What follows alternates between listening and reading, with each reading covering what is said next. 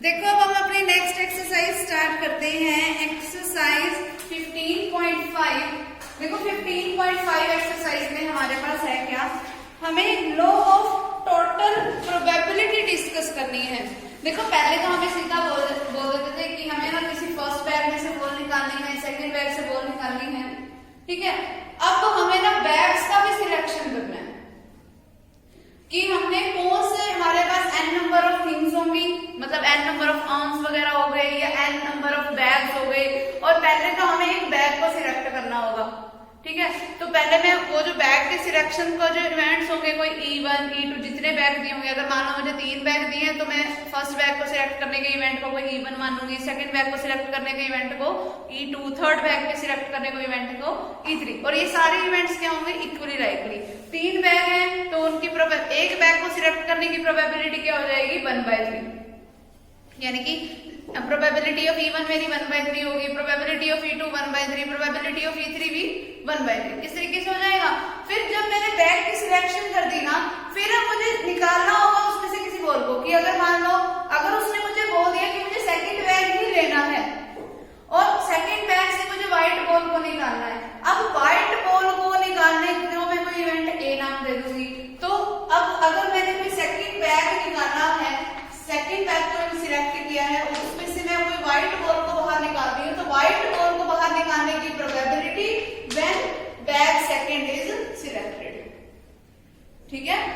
तो वो उसको मैं लिखूंगी कैसे, प्रोबेबिलिटी ऑफ A/E2 करके। और अगर मुझे टोटल प्रोबेबिलिटी बतानी हो कि अगर उसने मुझे बोल दिया कि ना मेरे पास 3 बैग है, 3 बैग में अलग अलग तरीके से बॉल्स हैं, और ना मुझे व्हाइट बॉल को बाहर निकालने की प्रोबेबिलिटी बतानी है, तो व्हाइट बॉल तो तीनों बैगों में थी, अब मुझे क्या पता कि मुझे कौन से बैग से बाहर निकालनी है। तो वो मेरे पास total probability of drawing a white ball मेरे पास क्या हो जाएगी कि जब मैंने कोई फर्स्ट बैग सिलेक्ट किया, पहले तो मैं लिखूंगी क्या, फर्स्ट बैग को सिलेक्ट करने की प्रोबेबिलिटी, और फिर क्या लिखूंगी, फर्स्ट बैग से व्हाइट बॉल को बाहर निकालने की प्रोबेबिलिटी। पहला केस तो ये हो जाएगा। दूसरा केस कि अगर मैंने सिलेक्ट सेकंड बैग किया होता और फिर सेकंड बैग से व्हाइट बॉल को बाहर निकालने की प्रोबेबिलिटी। फिर थर्ड केस, अगर मैंने कोई थर्ड बैग सिलेक्ट किया होता और उस थर्ड बैग से व्हाइट बॉल को बाहर निकालने की प्रोबेबिलिटी। 3 अलग अलग केसेस बन गए मेरे पास व्हाइट बॉल के, फर्स्ट बैग से, सेकंड बैग से, थर्ड बैग से। अब मुझे निकालना क्या है, व्हाइट बॉल के किसी भी बैग से, तो तीनों को ऐड कर दूंगी, वो मेरे पास क्या हो जाएगी, टोटल प्रोबेबिलिटी, ठीक है। और अगर उसने मुझे क्वेश्चन में मेंशन कर दिया कि मुझे यही बैग सिलेक्ट करना है, तो मैं बाकी के केसेस को बीच में इंक्लूड नहीं करूंगी। अगर उसने मुझे बोला था कि मुझे सेकंड बैग से ही निकालना है, तो मैं इस केस को नहीं लूंगी, ना ही मैं इस केस को लूंगी, सिर्फ मैं इसका यूज करूंगी। आगे समझ क्लियर है। और तब उस केस में अगर मुझे ये बोल दिया ना कि मुझे सेकंड बैग को ही सिलेक्ट करना है, तब उस केस में प्रोबेबिलिटी ऑफ जो E2 आएगी ना, वो 1 के इक्वल आएगी, क्योंकि मेरे पास श्योर इवेंट का केस होगा वो। इसमें तो 1/3 मैंने बोला कि जब मेरे को पता नहीं था कि मुझे कौन सा बैग सिलेक्ट करना है। अगर उसने मुझे दे दिया कि सेकंड बैग ही सिलेक्ट करना है, तो प्रोबेबिलिटी ऑफ E2 की वैल्यू 1/3 होने की बजाय क्या होगी, 1, क्योंकि श्योर इवेंट का केस है। आगे समझ। तो वहां पर मुझे मतलब सिर्फ लेके क्या चलना है, प्रोबेबिलिटी ऑफ A/E2 भी मेरा रिजल्ट होगा। आगे समझ, ठीक है। तो इस तरीके से हम इसके सम को करेंगे।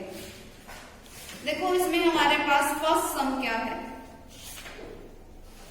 देखो first sum, a bag contains 4 red and 3 black balls, की एक बैग है, पहला बैग है जिसमें हमारे पास क्या है, फर्स्ट बैग में 4 रेड है एंड 3 ब्लैक बॉल्स, ठीक।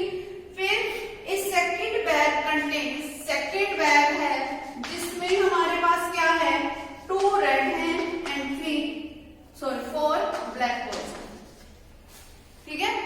फिर आगे क्या बोला, 1 bag is selected at random, हमने अब रैंडमली क्या सिलेक्ट किया, कोई एक बैग सिलेक्ट किया, हमें नहीं पता कौन सा बैग सिलेक्ट किया अभी। फिर फ्रॉम द सिलेक्टेड बैग में से 1 बॉल इज ड्रॉन, एक बॉल को हमने बाहर निकाला है।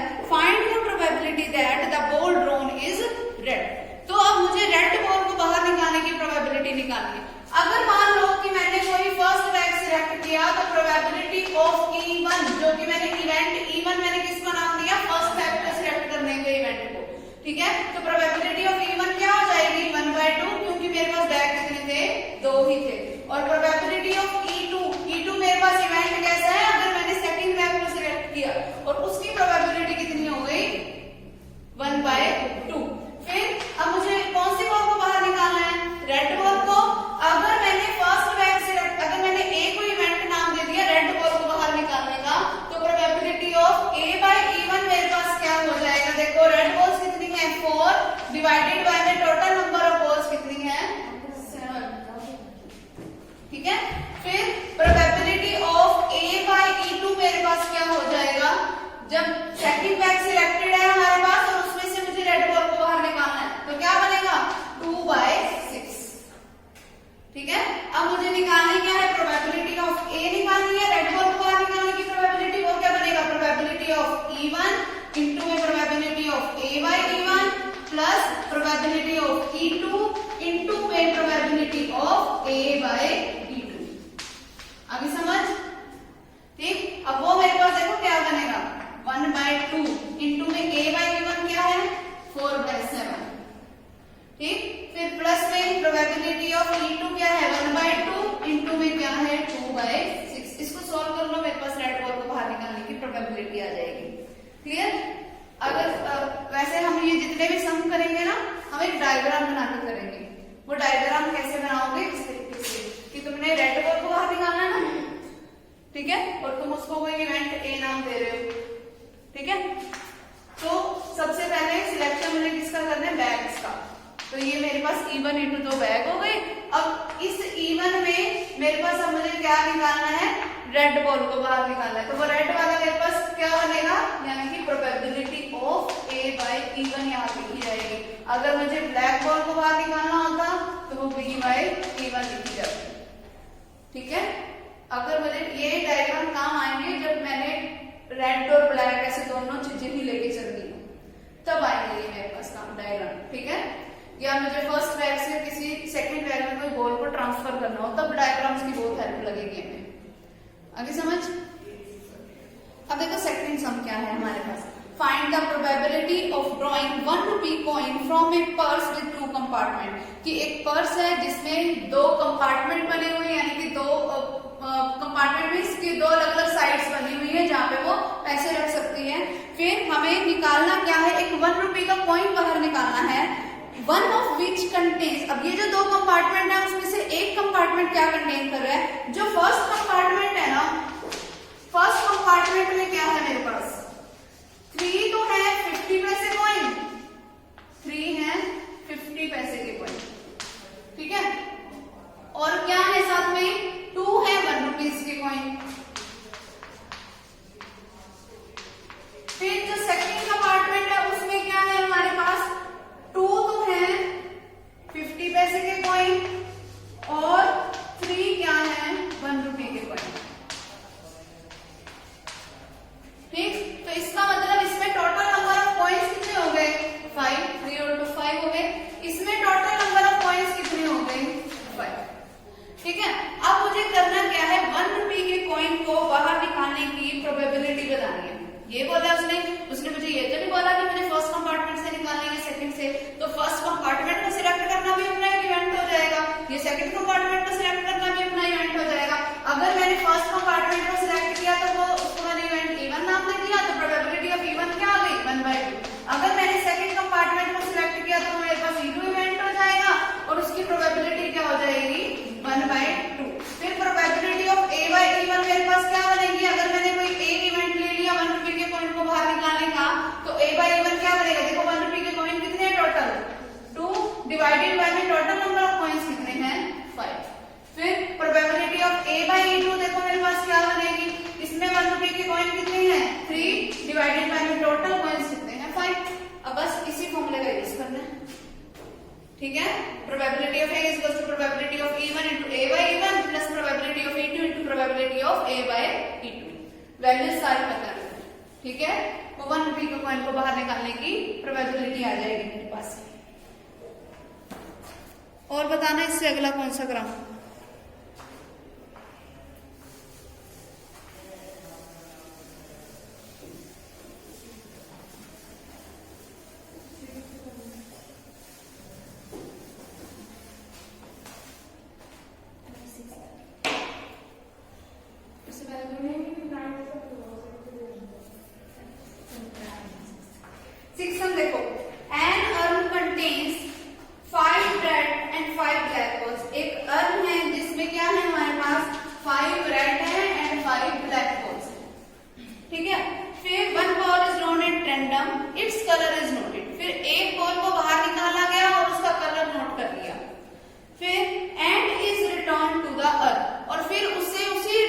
अर्न में वापस डाल दिया, मतलब निकाला, कलर नोट किया, वापस उसी में रख दिया। ठीक है, बाहर एक तरीके से वैसे हमने बाहर नहीं निकाला, उसको बॉल्स को कम नहीं किया हमने। ठीक है, बॉल्स उतनी की उतनी ही रह गई, सिर्फ हमारे पास काम किस लिए आया, वो कलर को नोट करने के। ठीक है, फिर आगे देखो क्या बोला, more over 2 additional balls of the colour drawn are put in the urn, कि जिस कलर की बॉल को बाहर निकाला था ना, अब उसी अर्न में उसने 2 बॉल्स अपनी तरफ से और डाल दी सेम कलर की। अगर देखो इसमें हमारे पास क्या थी, 5 रेड थी, 5 ब्लैक बॉल थी, रेड और ब्लैक कलर की बॉल थी।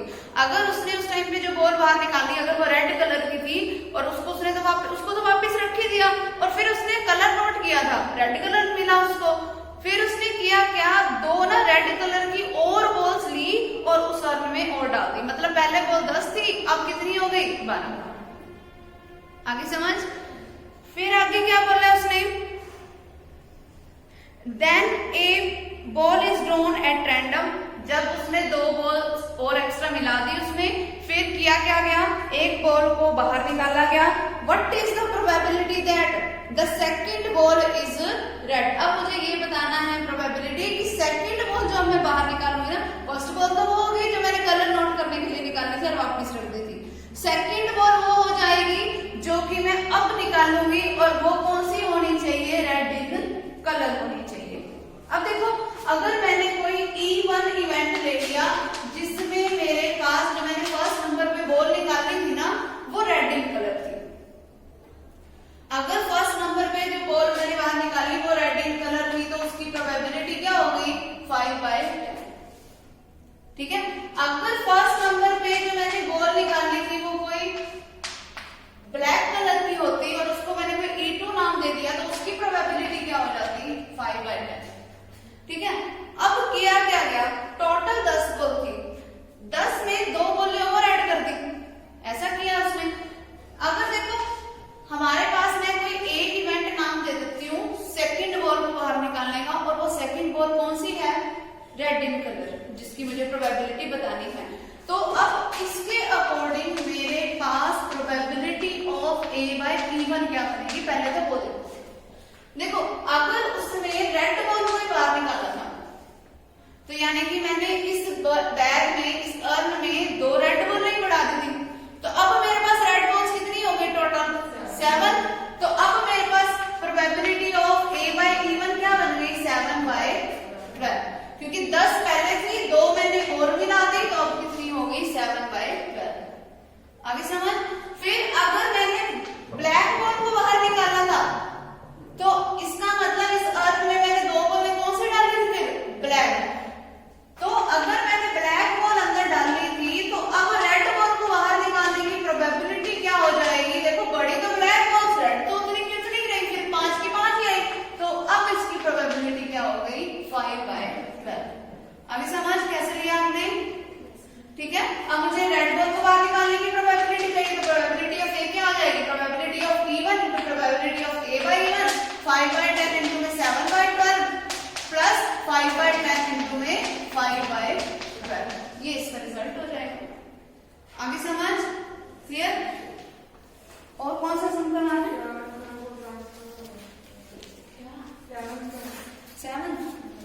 7 सम। देखो, देयर आर 2 बैग्स, 2 बैग्स हैं। फर्स्ट बैग जो है उसमें है हमारे पास क्या, 4 व्हाइट एंड 2 ब्लैक बॉल्स। जो सेकंड बैग है उसमें हमारे पास क्या है, 5 व्हाइट एंड 4 ब्लैक बॉल्स। ठीक है, फिर आगे क्या बोला, 2 balls are transferred from first bag to second bag. First bag में से 2 बॉल्स कहां ट्रांसफर हुई हैं, सेकंड बैग में। ठीक, then 1 ball is taken from the second bag, फिर सेकंड बैग में से एक बॉल को बाहर निकाला गया है। Find the probability that it is white. अब मुझे ये प्रोबेबिलिटी बतानी है कि जो सेकंड बैग से मैंने जो एक बॉल बाहर निकाली है ना, वो कौन से कलर की हो, व्हाइट कलर की। अब देखो, फर्स्ट बैग में से 2 बॉलें निकाल कर डाली कहां गई है, सेकंड बैग में। अगर मैंने कोई E1 इवेंट नाम दे दिया जब मैंने व्हाइट बॉल को ट्रांसफर किया सेकंड बैग में, 2 बॉल्स ट्रांसफर किए, अगर मैंने दोनों व्हाइट बॉल को ट्रांसफर कर दिया, अगर मैंने दोनों व्हाइट बॉल ने ट्रांसफर कर दी, तो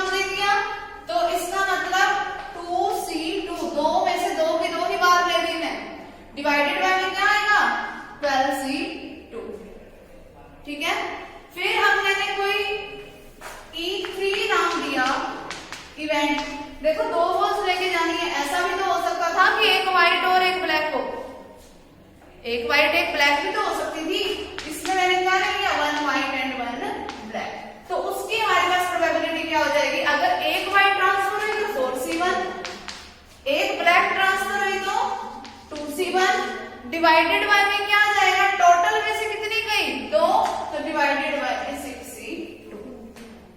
आगे समझ, ये हो गया मेरे पास E1 E2 E3 अलग अलग इवेंट्स। अब जो बॉल्स हमने ट्रांसफर की है सेकंड बैग में, अब सेकंड बैग से मैंने कौन सी बॉल को बाहर निकालना है, व्हाइट बॉल को। अगर मैं व्हाइट बॉल को बाहर निकालने के इवेंट को कोई ए नाम दे दूं तो मेरे पास probability of A by E1 क्या बनेगी। देखो अगर E1 को मैंने तब बोला जब 2 व्हाइट बॉल सेकंड बैग में ट्रांसफर हुई, E1 इवेंट तब बोला था मैंने। अगर 2 व्हाइट बॉल इसमें ऐड हो गई तो पहले कितनी थी 5, अब कितनी हो गई 7, 2 और आ गई थी इधर से, तो अब इसकी A बाय E1 क्या बन जाएगी 7 डिवाइडेड बाय टोटल पहले बॉल थी 9, 2 और आ गई तो कितनी बन गई 11।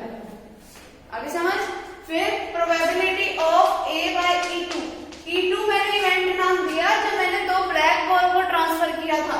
अगर 2 ब्लैक बॉल इसमें ऐड हो गई तो व्हाइट तो उतनी की उतनी रही, तो व्हाइट बॉल निकालने की प्रोबेबिलिटी क्या हो जाएगी 5 डिवाइडेड बाय 11। ठीक है, फिर A बाय E3 देखो मेरे पास क्या बनेगा, E3 मैंने इवेंट बोला जब मैंने एक व्हाइट और एक ब्लैक बॉल को ट्रांसफर किया था, तो एक व्हाइट बढ़ गई और एक कितनी बढ़ गई ब्लैक वाली, तो व्हाइट कितनी हो गई मेरे पास टोटल 6 हो गई, तो इसकी व्हाइट बॉल को बाहर निकालने की प्रोबेबिलिटी 6 बाय 11। अब वही करना मुझे, E1 की मल्टीप्लाई A बाय E1 के साथ, E2 की A बाय E2 के साथ, E3 की A बाय E3 के साथ, और उन तीनों का टोटल। ठीक है, आगे समझ, इस तरीके से हम इसको सॉल्व करेंगे। तो कितने सम करोगे इसके, हो जाएगी सारे, ना हुए तो वो आप कल प्रॉब्लम ले लेंगे। ठीक है, तो इसके सारे सम ट्राई करना।